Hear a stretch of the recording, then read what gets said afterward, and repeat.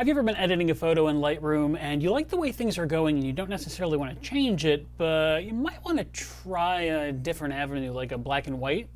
That's what snapshots are for. Today in the Lightroom Whisperer Sweet Nothings edition, we're going to take a minute to just show you exactly how to use snapshots to your advantage. Let's get right to it.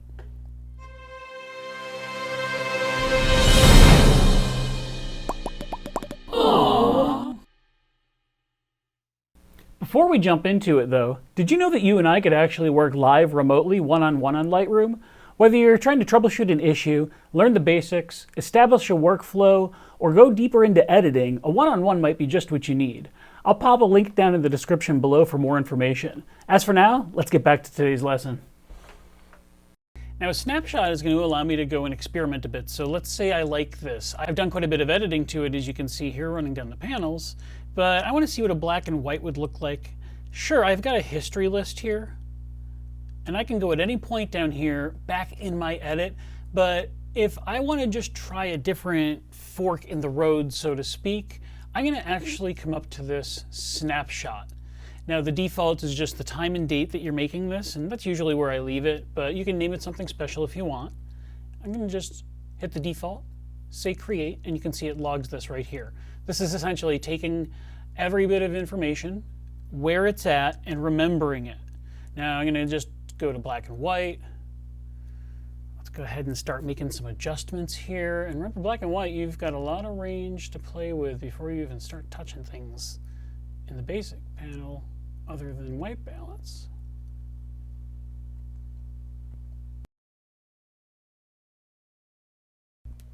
Now I like where this has gone, but nowhere near as much as actually the color shot that I had there. Now I can try to go back to my history list and scroll all the way through this and try to find exactly where in that history I started at. Or at this point I can come back, click snapshot up here from my previous save. And you notice now it doesn't actually destroy my history. I have all of those black and white adjustments through here. At any point I can go back to that if I wanted to. But it also, just from the learning aspect, has all of that stuff saved for me.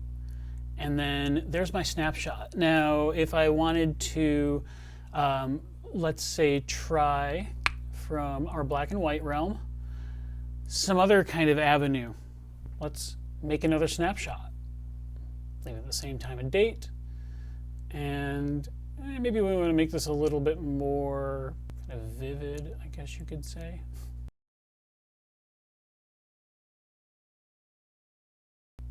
Kind of looking interesting, but same thing, you know, I have really contrasty black and white shot that I may or may not like, but if I want to go back to my color one, it's still always right here for me. And if I like the original black and white one, that's still here. It doesn't get rid of these snapshots until you delete them.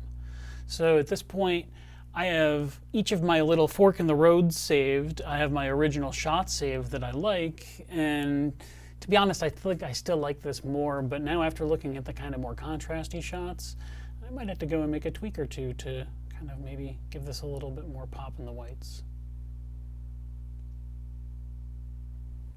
That's about it. Not a lot to them, but they do give you an opportunity to experiment a bit more without losing your place or losing something that you do like progress on so far.